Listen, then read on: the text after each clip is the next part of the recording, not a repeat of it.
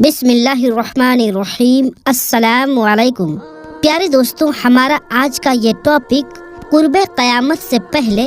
آخری رمضان کی نشانیاں ہے۔ پیارے دوستوں، اللہ تبارک و تعالی سورہ رحمان میں فرماتا ہے، اور جو کچھ اس زمین پر ہے اس کو فنا ہونا ہے، اور باقی رہنے والی ذات تیرے رب کی ذات ہے جو صاحب جلال ہے اور احسان کرنے والا ہے۔ پیارے دوستوں، دنیا کا فنا ہونا اور قیامت کا قائم ہونا ایک ایسی تلخ یعنی کڑوا حقیقت ہے جس کو دنیا سے محبت کرنے والا انسان کبھی ماننا نہیں چاہتا، لیکن اللہ تبارک و تعالی نے جس طرح سے اس کائنات کو تخلیق فرمایا ہے اسی طرح یہ کائنات فنا ہو کر رہے گی، اور ہر چیز اپنے انجام کو پہنچے گی، اور ہر انسان نے اپنے اپنے اعمال کا بدلہ قیامت کے دن لینا ہے۔ جس طرح کہ اللہ تبارک و تعالی قرآن پاک کی سورہ مومن میں ارشاد فرماتا ہے، اور بے شک قیامت ضرور قائم ہونے والی ہے، اس میں کوئی شک نہیں، لیکن اکثر لوگ اسے نہیں مانتے۔ پیارے دوستو،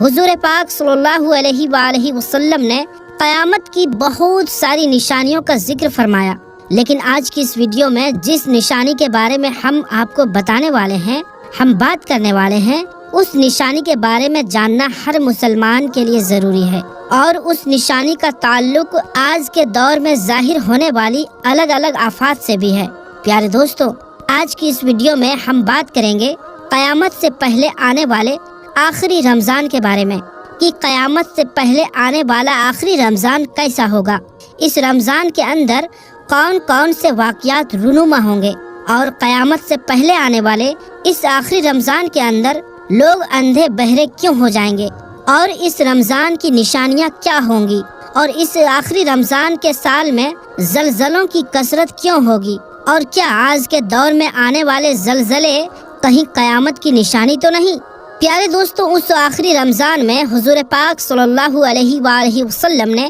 ایک سال کا کھانا جمع کرنے کو کیوں کہا، اور حضور صلی اللہ علیہ وآلہ وسلم نے اس آخری رمضان میں ظاہر ہونے والے فتنوں سے بچنے کے لیے کون سا عمل ارشاد فرمایا۔ پیارے دوستوں، ان تمام تر سوالات کے جوابات قرآن و حدیث کی روشنی میں آج کی اس ویڈیو میں ہم آپ کو بتائیں گے، لہٰذا آپ سے گزارش ہے کہ ہماری اس ویڈیو کو آخر تک ضرور دیکھیے گا تاکہ آپ کے علم میں اور بڑھوتری ہو سکے، اور قرب قیامت میں ظاہر ہونے والے ان تمام فتنوں سے آپ خود کو بچا سکیں اور اپنے ایمان کی حفاظت کر سکیں۔ پیارے دوستو، قیامت ایک عربی زبان کا لفظ ہے جس کا لغوی معنی یعنی شابدک ارتھ کھڑا ہونا یا دوبارہ زندہ کرنے کے ہیں۔ قیامت حقیقی طور پر اس دنیا کی تباہی کا نام ہے جس کے بارے میں تمام انبیاء اکرام نے اپنی اپنی امتوں کو آگاہ کیا۔ پیارے دوستو، قیامت کس طرح قائم ہوگی، اس کے بارے میں الگ الگ سائنسدانوں نے الگ الگ قسم کے رائے پیش کرتے ہیں۔ کوئی سائنسدان یہ کہتا ہے کہ سورج کا ایندھن ختم ہونے کی وجہ سے زمین پر قیامت برپا ہو جائے گی، اور کوئی سائنسدان یہ دعویٰ کرتا ہے کہ بلیک ہول کی وجہ سے زمین پر زندگی کا خاتمہ ہوگا اور قیامت قائم ہوگی۔ لیکن یہ بات تو طے ہے کہ جس کام کی شروعات ہوئی اس کا انت بھی ہونا ہے۔ جس طرح اس کائنات کو بنایا گیا اسی طرح اس کائنات کو فنا بھی ہونا ہے، لیکن ایک مسلمان ہونے کے طور پر قیامت کا قائم ہونا اور روز محشر پر ایمان لانا ہم سب کے لیے ضروری ہے، اور قیامت کب آئے گی اور کس طرح آئے گی یہ سب باتیں اللہ تبارک و تعالیٰ کے علاوہ کوئی نہیں جانتا۔ لیکن قیامت کے قائم ہونے سے پہلے جو نشانیاں ظہور پذیر ہوں گی، جو سامنے آئیں گی، اس کے بارے میں آج سے 1400 سال پہلے حضور پاک صلی اللہ علیہ وآلہ وسلم نے اپنی امت کو مکمل طور پر آگاہ فرما دیا تھا کہ قیامت کی وہ نشانیاں جو حضور پاک صلی اللہ علیہ وآلہ وسلم نے اپنی امت کو بتائی، وہ اپنے زمانے کے اعتبار سے 3 درجات رکھتی ہے۔ ان میں سے پہلا درجہ علامت بیضاء کا ہے، جو ان علامات پر مشتمل یعنی آدھارت ہے جو قیامت سے بہت پہلے ظاہر ہو جائیں گی، اور دوسرا درجہ علامت متوسطہ ہے، یہ علامت صغریٰ کہلاتا ہے، اور تیسرا درجہ علامت قریب یا علامت کبریٰ کہلاتا ہے۔ یہ وہ نشانیاں ہوں گی جو قیامت کے بالکل قریب ظاہر ہوں گی، اور جس سے یہ بات بالکل صاف طور پر ظاہر ہو جائیں گی کہ اب قیامت بالکل قریب آ چکی ہے۔ قیامت سے پہلے آنے والا آخری رمضان بھی انہی نشانیوں میں سے ایک نشانی ہے۔ حضرت انس رضی اللہ تعالی عنہ بیان فرماتے ہیں کہ رسول اللہ صلی اللہ علیہ وآلہ وسلم ارشاد فرماتا ہے کہ قیامت قائم نہ ہوگی جب تک زمانے آپس میں قریب نہ ہو جائیں۔ سال مہینے کے برابر ہو جائیں گے، مہینے ہفتے کے برابر، اور ہفتہ دن کے برابر، اور دن گھنٹوں کے برابر ہو جائیں گے، اور ایک گھنٹہ ایک چنگاری کی طرح ہو جائے گا جو چمک کر فوراً بجھ جاتی ہے۔ پیارے دوستوں، نبی کریم رؤوف الرحیم صلی اللہ علیہ وآلہ وسلم نے آنے والے آخری رمضان کے بارے میں ارشاد فرمایا کہ یہ رمضان المبارک انسانوں پر آنے والا آخری رمضان ہوگا، جس کے بعد یہ پاک اور بابرکت مہینہ کبھی نہیں آئے گا، جس کے بعد یہ زمین اور اس پر بسنے والی تمام تر مخلوقات ایک سال کے عرصے کے اندر اندر ختم کر دی جائے گی۔ حضرت نعیم بن حماد رضی اللہ تعالیٰ عنہ روایت کرتے ہیں کہ رسول اللہ صلی اللہ علیہ وآلہ وسلم نے ارشاد فرمایا،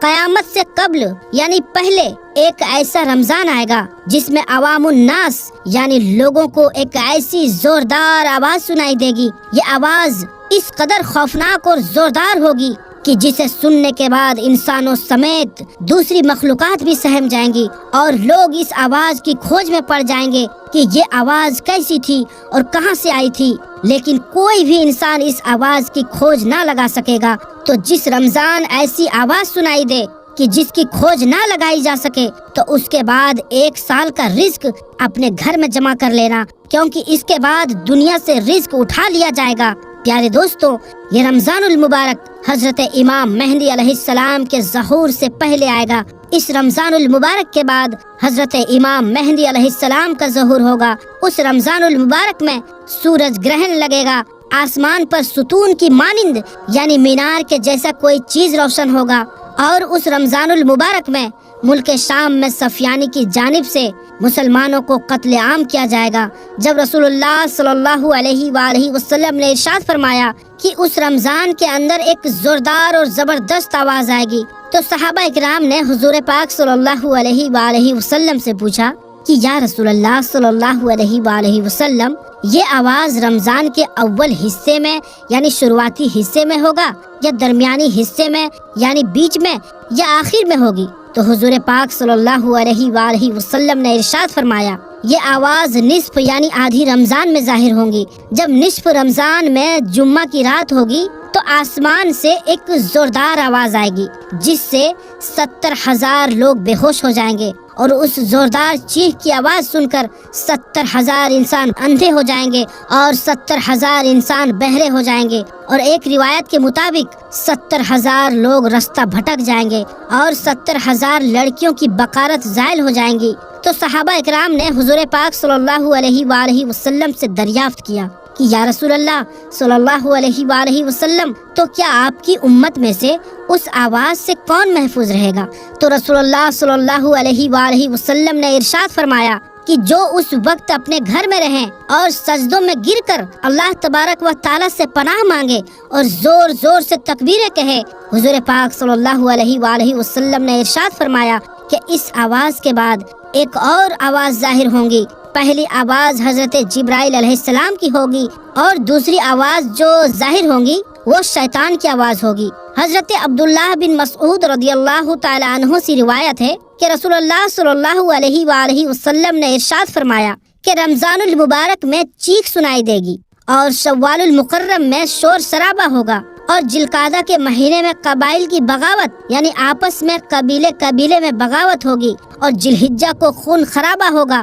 اور محرم الحرام کا مہینہ تو کیا ہی مہینہ ہوگا۔ ہم نے پوچھا یا رسول اللہ صلی اللہ علیہ وآلہ وسلم، یہ چیخ کیسی ہوگی؟ تو نبی کریم رؤوف الرحیم صلی اللہ علیہ وآلہ وسلم نے ارشاد فرمایا، 15 رمضان المبارک جمعہ کی رات کو دھماکہ ہوگا جو سونے والوں کو بیدار کر دے گا اور کھڑے ہونے والوں کو بٹھا دے گا، اور شریف زادیاں اپنی خلوت گاہوں سے باہر نکل آئیں گی۔ اس سال زلزلوں کی کثرت ہوگی۔ جب تم جمعہ کے دن فجر کی نماز پڑھ لو تو اپنے اپنے گھروں میں داخل ہو کر دروازے اور کھڑکیاں بند کر لینا، اور اپنی چادریں اوڑھ لینا، اور جب تمہیں چیخ کا احساس ہو اللہ تبارک و تعالیٰ کی بارگاہ میں سجدے میں گر جانا، اور یہ پڑھنا، اور پاک ہے وہ ذات جو تمام نکائی سے پاک ہے، جو ایسا کرے گا وہ نجات پائے گا، اور جو ایسا نہیں کرے گا وہ ہلاک ہو جائے گا۔ پیارے دوستوں، इस रमजानुल मुबारक की 15 तारीख को रात में चंद्र ग्रहण और दिन को सूरज ग्रहण लगेगा।